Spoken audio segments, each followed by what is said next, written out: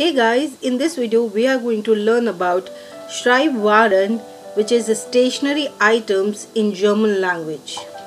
If you like this video, do share with your friends and learning partners. Let's start. Die Kreide, chalk. Die Tafel, whiteboard. Der Schwamm, sponge or duster. Das Papier, paper. Der Tisch, table. Der Stuhl, chair. Das Kursbuch, coursebook.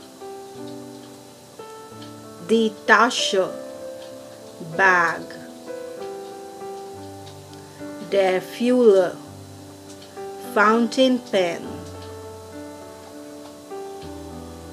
Das Wörterbuch, dictionary. Das Lernplakat, learning poster. Der Bleistift, pencil. Der Radiergummi, eraser. Das Heft, notebook. Der Kuli, pen. Das Buch, book. Die Lineal, ruler. Der video recorder,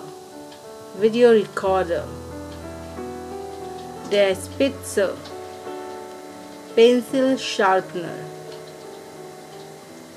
Das Mäppchen, pencil case.